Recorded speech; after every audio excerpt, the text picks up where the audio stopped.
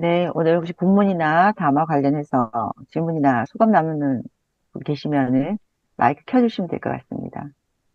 네, 오대환 형제님. 안녕하십니까. 오늘 담화 잘 들었습니다.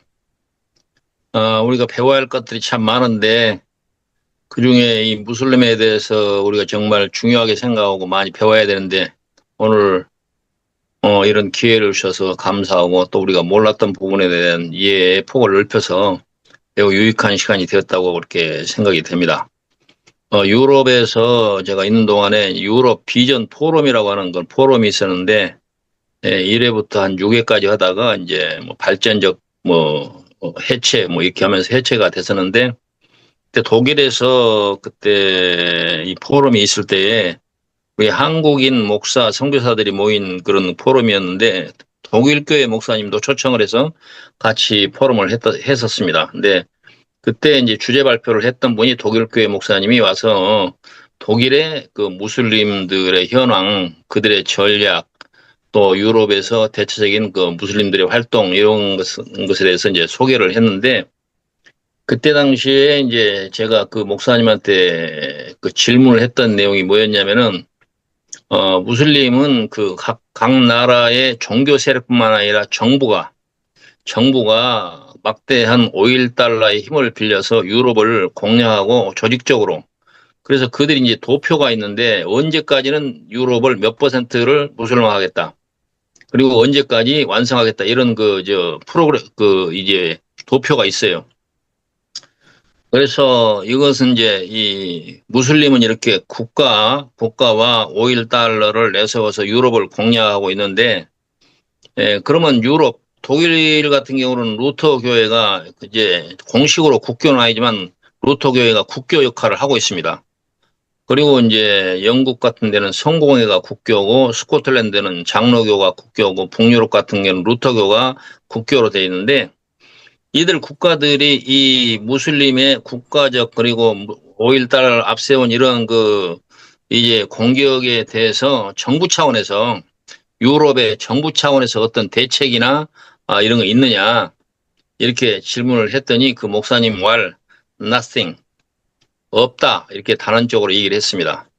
그러니까 결국 유럽은 이제 비무장 상태로 무슬림의 이 조직적이고 돈을 앞세운 이 공략 앞에서 미국은 유럽은 이미 비무장 상태로 서 있는 그런 상황이고 유럽의 여러 그 교회 현황을 보더라도 국교는 그 이 신앙 이 성도들의 어떤 신앙에 의존하는 그런 교회가 아니고 그 국가 시스템 하에서 모든 사람에게 의무적으로 종교세를 내고 종교세에 의해서 교회가 유지되고 목사님들도 교회 성도가 없어도 사례받는데 전혀 지장이 없어요. 일반 사람들보다도 훨씬 더 높은 수준의 급료를 받는데 그분들은 성도가 하나도 없어도 아무런 지장 없이 사례받고 먹고 사는데 지장이 없습니다. 이러한 여러 가지 형편들이 유럽 교회의 약화를 가져왔고 유럽 교회나 국가도 그런 곳에 손을 놓고 있는 그런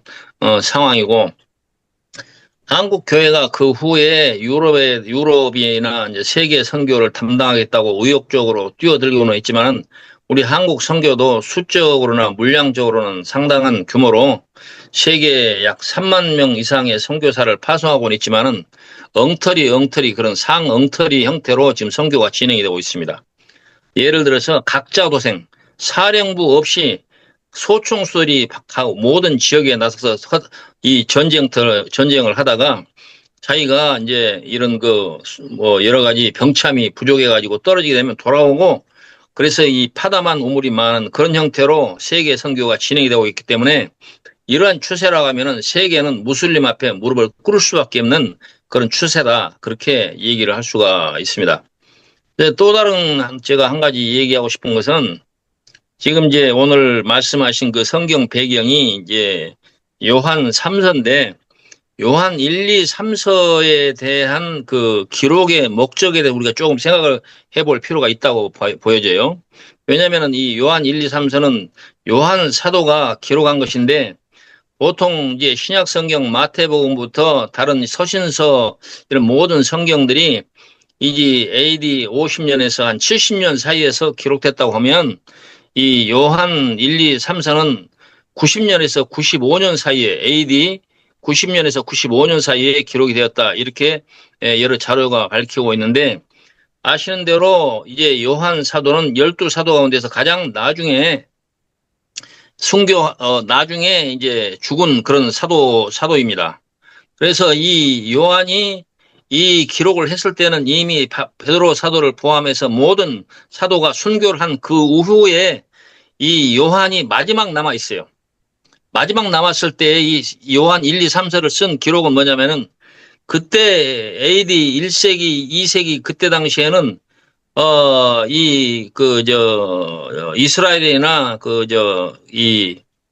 중동 그 일대가 그리스나 로마가 이 철학적으로 엄청 발달했던 그런 시대입니다. 그래서 초창기에 그 초대교회가 발전하는 과정에서 교회는 이런 그 어떤 철학적이거나 또는 학문적인 도전을 많이 받았어요. 그래서 바울 사도도 아레오바고 거기에서 철학자들과 같이 논쟁을 하면서 기독교가 발전을 했는데 오히려 기독교가 이런 철학 논쟁을 이기는 것이 아니라 그때 분위기가 이제 오히려 철학적인 이런 접근을 해오는 이러한 세력들에 의해서 복음이 많이 훼손되고 변질되어 가고 있었습니다. 그걸 갖다가 크게 통칭해서 영지주의라고 얘기를 하는데 예, 하나님께서 성경을 기록해서 기록자들에게 우리에게 주었을 때에 그 뜻대로 성경이 전달되어지지 않고 세속적인 학문이나 철학적인 방법으로 이 신학, 이 복음이 많이 훼손되었다. 그래서 이와 같이 마지막 남은 사도로서 사도 요한이 책임감을 가지고 이 잘못되어가는 신앙을 바로잡기 위해서 이 요한 1, 2, 3, 4를 썼다. 그렇게 이 성격에 대해서 전해지고 있거든요.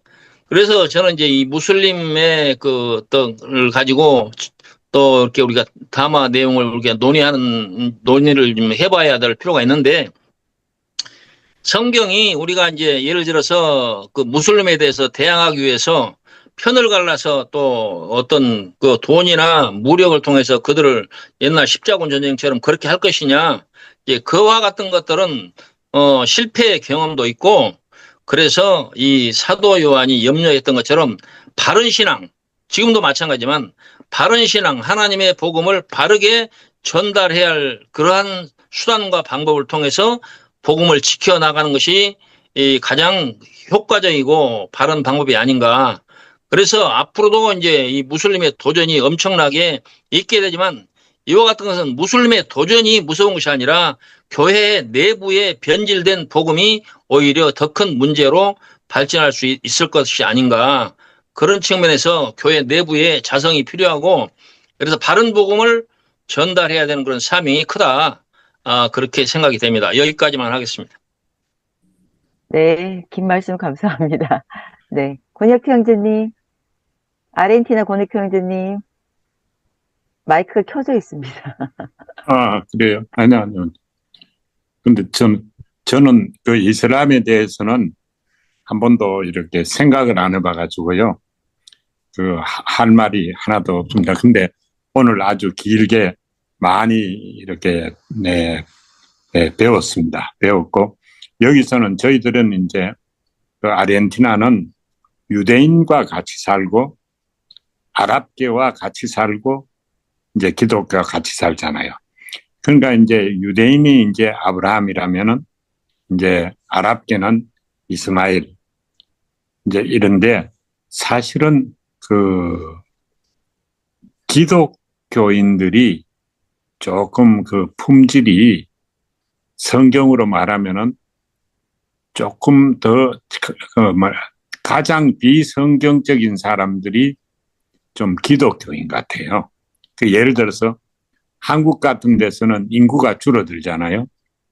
유대인들은요, 어쨌든 하나님이 생육하고 번성하라 그래. 애를 많이 낳아요. 아랍계 사람들도 무슬람도 애를 많이 낳아요. 기독교인들만 애를 안 낳아요. 그런 면에서 저는 이제 비교를 해보잖아요. 그러니까 유대인하고도 같이 살고, 아랍계와도 같이 살고, 이제 우리가 이제 교인들하고도 같이 사는데 성경 말씀을 실천한다 아니면은 생활로 이렇게 실행한다 이런 면을 볼 때는 기독교인들이 유대인보다도 못하고 아랍계보다도 못하다. 이제 그런 점도 있고요. 또 하나는 이슬람, 이 무슬림은 평신도 교회거든요. 거기는 목사가 없어요. 월급 받는 목사가 없어요. 목사가 목에 힘주고 위에서 뭐 이렇게 군주같이 지시하고 군림하고 이런 게 없어요. 그 모든 그 무슬림 보면요. 평신도 교회예요. 제도적으로 모아져 가지고 그 어느 그 집단을 형성해 가지고 이렇게 하는 게 아니고 어떻게 그 평신도 교회인데 어떻게 그것이 그렇게 힘이 있는지. 그런데 실제로 보면은 생활 중심이거든요. 말씀대로 실천하는 거를 하거든요.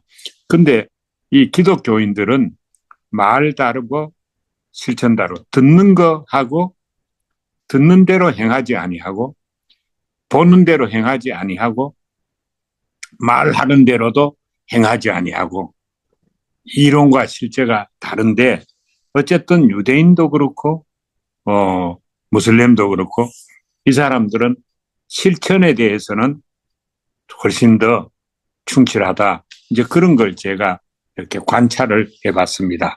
참고가 될까 싶어서 말씀드립니다. 네, 감사합니다. 네, 배은선 형제님. 네, 제가 이제 단순하게 들은 바에 의하면 메시아주의 입장에서 볼 때, 메시아적 입장에서 볼 때,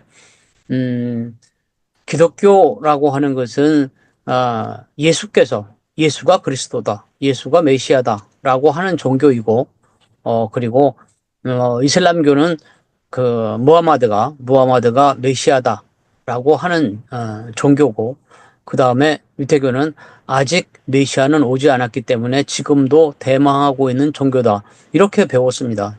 저 그렇게 단순하게 배웠는데, 그게 정확하게 맞지 않는지는 잘 모르겠습니다. 어쨌든 저는 그렇게 이해를 하고 있거든요. 이해를 하고 있는데, 오늘 문영훈 형제님 말씀하신 방향은 대체적으로 대타협의 방향으로 말씀하시지 않았나 싶어요. 그러니까 아브라함의 후계자로서 이스마엘과 이삭, 그렇게 갈라졌던 이슬람교의 뿌리와 그 다음에 유대교랄까 아니면 그것이 크게 말하면 기독교, 그렇게 갈라진 부분. 그래서 차이점과 장단점은 또 무엇인가, 이런 걸 통해서 같이 하나가 될 수 있는 방향은 없을 것인가라는 그 마음이 있지 않았을까. 저는 이제 그렇게 들었습니다. 제 느낌은 그랬습니다. 제 느낌은 그랬고, 그리고 또 이제 오대환 형제님 말씀 같은 경우에는 오랜 세월 그 덴마크에서 선교하시는 과정에서 또 목회자로서의 역할도 있었기 때문에, 그래서 오대환 형제님의 그 말씀은 그 지난번에 나왔던 프리메이슨의 이야기인 것과 비슷하게 어떤 영적 전쟁으로서 세계를 전체를 다 뭐 지배라는 말은 좀 우습고 평정이라는 말도 좀 우스운데, 어쨌든 다수 세력이 되고자 하는 이슬람교의 어떤 의도, 세력이 분명히 있다는 말씀으로 저는 이해를 했고, 거기에 대해서 우리 기독교 쪽은 너무 지리멸렬하다라고 하는 그 말씀으로 들었거든요. 어쨌든 그것을 그 통합의 대상이라기보다는 이게 우리가 여기에 져서는 안 되겠다. 예수를 그리스도로 믿는 예수께서 메시아다. 그가 우리 구원의 근본이시다. 원천이시다. 라고 하는 그 우리의 믿음을 어떻게 잘 살려나갈 것인가. 그 말씀으로 저는 이해를 했습니다. 네, 여기까지 말씀드리겠습니다. 네, 감사합니다. 예, 양보영 자매님. 네, 말씀 잘 들었는데요. 저가 이제 여기서 미국에서 살다 보니까 옆에 이제 그 이슬람교도 많이 보고 유대교도 많이 보고 그러는데, 아까 권혁태 저기 선생님 얘기한 거랑 똑같이 그 굉장히 그 기독교보다 이슬람교나 그 유대교 기도 하루에 5번씩 그 예배하는 거 있잖아요. 행동으로 옮기면서 굉장히 정신력이 강해요. 그래서 제가 놀랬어요. 목사님보다도 더 강해요. 보통 기독교의 목사님보다도 무슨 일을 당했을 때, 옆에서 내가 친한 사람들을 많이 보는데 무슨 일을 당했을 때, 예를 들어서 이제 비즈니스가 이제 망했다거나 굉장히 크게 어마어마한 부자가 굉장히 망한 경우를 봤는데 하나도 안 변하는 거예요. 건강을 잃지도 않고 얼굴 표정 하나 안 변하는 걸 보고 그렇게 5번씩 기도하는 사람이거든요. 그런 걸 내가 옆에서 보고, 야, 보통 목사보다도 더 강하다. 그리고 이 사람들이 일어서는 것도 오뚜기처럼 딱 일어서는 거예요. 그렇게 이 믿음이 강하면 이 세상에서 못 견딜 시련이 없는 거예요, 이 세상에서. 그런 거 보면은 믿음이 저렇게 중요하거나 기독교가 중요한 게 아니고 그 이슬람교도 사실은 하나님이 인정했어요. 내가 너한테 너의 자손을 갖다가 별처럼 많게 하리라고 축복했잖아요. 누구지? 사갈의 종한테, 사라의 종한테. 그렇게 했기 때문에 하나님의 그 자손이에요, 걔네들도. 이스라엘, 저기도. 예수님을 안 믿는 것뿐이지. 그렇게. 근데 걔네들도 또 예수님을 믿더라고. 어떤 사람들은 믿더라고. 그런데 하여튼 내가 보면서 실천 종교다. 유대교나 그 이스라엘을 갖다 믿는 사람, 이슬람 교도들이 놀란 거가 많이 있어요. 근데 내 기독교인 치고 그렇게 막 철저하게 믿어갖고 막 강한 사람을, 믿음이 정말 좋은 사람을 많이 못 봤어요. 그쪽에 비해서. 이게 질적으로 많이는 못 봤지만 내가 아는 사람들 몇 명을 보면은 질적으로 굉장히 강하고 행동으로 강하다. 역시 5번 기도하는 것만큼의 항시 24시간 머릿속에는 하나님이 계신 거예요. 기독교인들은 내가 많은데, 내 의견이 많은데 그 사람들 아니야. 나는 없고 하나님만 계시다는 것을 기독교인보다 많이 느꼈습니다. 네, 이렇게 말해서 감사합니다. 네, 감사합니다. 네, 어떤 글이 생각이 나는데 얼마 전에 페이스북을 보다 보니까 올라왔던데, 평신도가 목사가 되는 것이 아니라 목사가 평신도가 되는 교회가 되어야 한다. 아주 이렇게 짧게 올라왔는데 지금 그 글이 순간적으로 생각이 났습니다. 또 한 분 정도 더 말씀하실 수 있으면 좋을 것 같은데요. 네, 없으십니까? 네, 네, 오클랜드의 신승남 형제님. 예, 오늘 담화 잘 들었습니다. 이슬람이 참, 저는 대단하다, 그런 생각이 들어요. 왜냐하면 우리가 보면 전통 종교들이요. 대부분이 지금, 쇠락하거나 침체하고 있잖아요. 근데 유독 이슬람만은 현재도 강력하게 성장하고 있습니다. 그래서 과연 그 이유가 뭘까? 그래서 그거를 한번 일단 생각해 보셨는지 질문 드리고 싶고요. 교리적으로 따지자면은 이슬람도 예수를 선지자로 인정하죠. 그러니까 유일한 구세주로 인정하는 것은 아니지만 선지자 중에 한 사람이다. 그렇게 해서 이슬람은 기독교 자체를 이렇게 배타적으로 보고 있지는 않습니다. 다만 우리가 해석하는 것과 좀 다르게 해석을 하죠. 그래서 좀 심하게 비평하는 사람들 중에는 신약 성경에다가 구약 성경에다가 구약 성경을 믿는 사람들은 유대교고 구약 성경에다가 그 뒤에 페이지에 신약 성경을 덧붙여서 신구약을 믿는 사람들은 기독교고 신구약 성경에다가 플러스 조로아스터교의 교리를 합친 것이 이슬람이고 또 신구약 성경에 그러니까 코란 합친 게 이슬람이죠. 그리고 신구약 성경에 몰몬경을 합친 게 몰몬교다. 몰몬교도 또 예수 그리스도를 인정하거든요. 그래서 이제 그런 비평까지 나올 정도인데 과연 이들 대부분은 몰몬경도 그렇고 이슬람도 그렇고 뭐 우리 성경의 마리아도 그렇고 천사를 만났다 그랬어요. 그러면 이 사람들이 만난 천사는 왜 다 다른 소리를 하는가? 우리가 생각할 건 그 점이죠. 그러니까 제가 하고 싶은 말은 이들 종교가 전부 진리가 될 수는 없다. 서로 모순이니까. 그러니까 적어도 이론적으로 따지면 모두 가짜거나 단 하나만 진리일 거다. 뭐 그런 생각을 하게 됩니다. 말이 길어졌는데요. 요약하면 왜 이슬람만 현대에도 성장하고 있을까?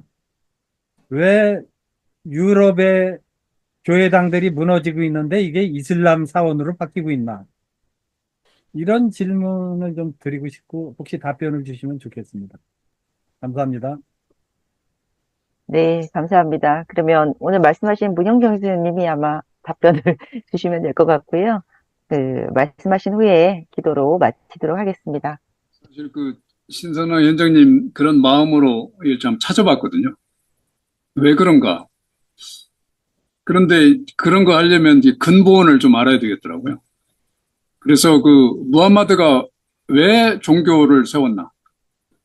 이게 그 다신교했던 그 자기 부족들이 근본을 보니까 이런 우상, 여러 개의 우상에 의해서 서로 다른 교리를 가지고 기준도 없고 그러다 보니까 아니 약탈하고 사람 살인하고 죽이는데 전혀 죄책감이 없을 정도로 자기 나라 사람 됐단 말입니다. 이것을 굉장히 걱정했던 것 같아요. 저는 그 무함마드의 그런 점들을 아주 높게 보고 있거든요.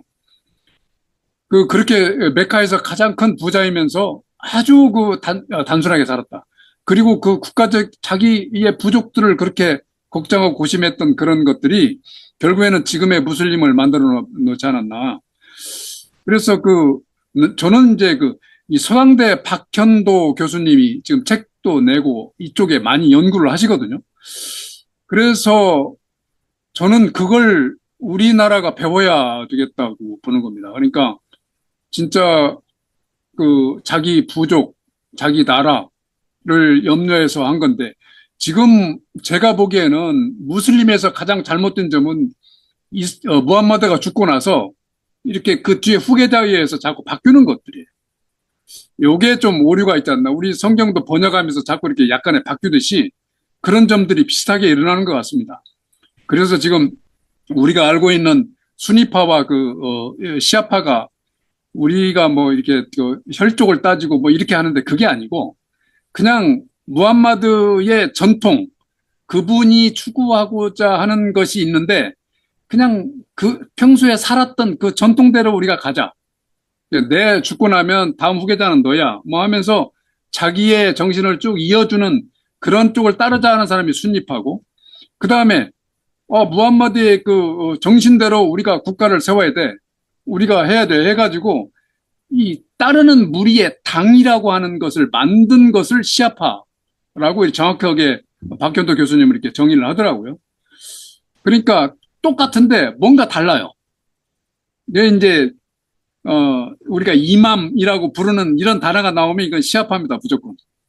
당이라고, 당의 당수가 이맘이라고 하는 칭호를 얻는 뭐 그 정도죠. 그래서 저는 이제 우리가 다 똑같은 하나님 아브라함에서 출발했는데 왜 이렇게 다른가라고 하는 거 보면은 뭔가 원인이 있어요. 어디서부터 갈라져 나와갖고 그게 점점점 틈이 벌어진 거. 그 틈을 찾으면 다 똑같은 종교다. 그리고 우리가 충분히